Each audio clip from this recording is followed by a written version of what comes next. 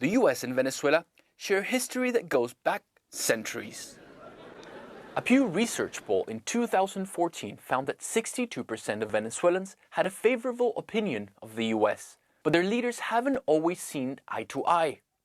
So how did it go from this? Mr. Kennedy is the first U.S. president to visit Venezuela. To this? We have many options for Venezuela, including a possible military option. To understand the relationship between Venezuela and the US, you have to know that it mainly revolves around one precious resource: oil.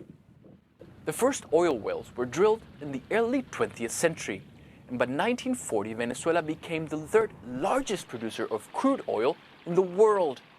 From the beginning, American companies were heavily involved, and the US also bought the majority of the country's oil. And in 1961, John F. Kennedy made the first official visit of a US president to Venezuela. Liberty and economic progress go hand in hand. Here's Jackie Kennedy delighting the crowd with a few words of Spanish. The Cold War, oil, and trade set the tone for decades of friendship. During the Cuban Missile Crisis, Venezuela backed the US against its Caribbean neighbor. And in the 60s and 70s, the country experienced an oil bonanza. Thousands of US oil workers and businessmen took their families to live in Venezuela and work in their oil fields. With them, they brought American culture, food, fashion. Venezuelans lapped up all things American, and the country became one of the most dependable markets for US consumer goods. But not everyone was such a fan of the US.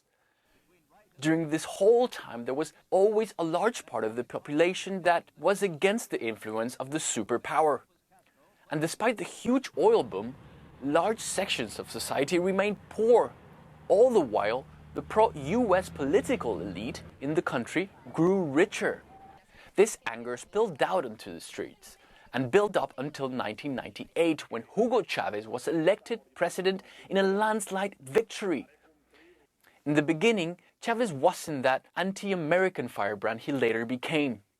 Washington cautiously welcomed the new leader and adopted a wait-and-see attitude. That all changed in 2002, when a military coup overthrew Chavez for 48 hours. He was convinced that the US was behind the plot. Today, though, we know that American officials knew about the coup beforehand and had contact with some of its leaders. This was enough to change Chavez and Venezuela's relationship with the US from then on. This was Chavez talking the day after President George Bush Jr. at the UN. Yesterday, the devil came here. En este mismo lugar, right here. Huele a azufre todavía. And it smells of sulfur still today. He kept up the rhetoric with President Obama too. Farsante, Obama. Eres un farsante. But despite the war of words and Chavez's friendliness with some of America's biggest enemies, the oil and trade between the two countries kept flowing. Until now. After Chavez died in 2013, his successor and so-called son, Nicolas Maduro, took over. The US saw him as an autocrat who let Venezuelans starve and oversaw hyperinflation, record murder rates, and political isolation. The US began imposing sanctions on Mr. Maduro and his government.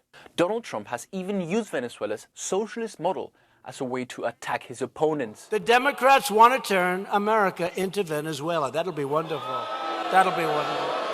Things came to a head in 2019 when the US recognized Juan Guaido, the head of the National Assembly, as the new president of Venezuela, after allegations of electoral fraud.